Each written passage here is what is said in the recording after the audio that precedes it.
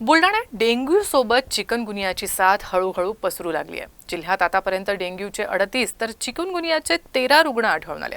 त्यानंतर खबरदारी म्हणून आरोग्य विभागाकडून अनेक उपाययोजना केल्या जात आहेत। बुलढाणा जिल्ह्यातील रायपूर गावात डेंग्यू सदृश आजाराने एका रुग्णाचा मृत्यू झाला होता। त्यामुळे आरोग्य विभाग अलर्ट मोडवर आला आहे। रायपूरमध्ये गेल्या 10 दिवसांपासून आरोग्य विभाग विविध उपाययोजना करत आहे। गावांमध्ये आणि परिसरांमध्ये धूर फवारणी करून डासांचा नायनाट करण्यासाठी परिश्रम घेतले जात आहे। सध्या स्थितीत बुलढाणा जिल्ह्यात डेंग्यूचे 38 तर चिकनगुनियाचे 13 रुग्ण आहेत। रायपूर इथं 3 रुग्ण आढळून आले असल्याची माहिती आरोग्य विभागाने दिली आहे। तरी देखील नागरिकांनी स्वतःहून योग्य ती काळजी घ्यावी असं आवाहन देखील प्रशासनाने केलं आहे। आमच्याकडे राष्ट्रीय कीटकजन्य रोग नियंत्रण कार्यक्रम आहे आणि याच्यामध्ये डेंग्यू, चिकनगुनिया, मलेरिया, फायलेरिया हे डिसीज याच्यामध्ये आहे।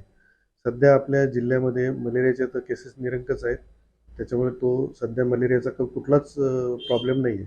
परंतु डेंग्यूच्या केसेस थोड्याफार प्रमाणात वाढत आहेत। म्हणजे आज 26 तारखेपर्यंत आपल्या जिल्ह्यामध्ये 38 केसेस आहेत आणि चिकनगुनियाचे 13 केसेस आहेत।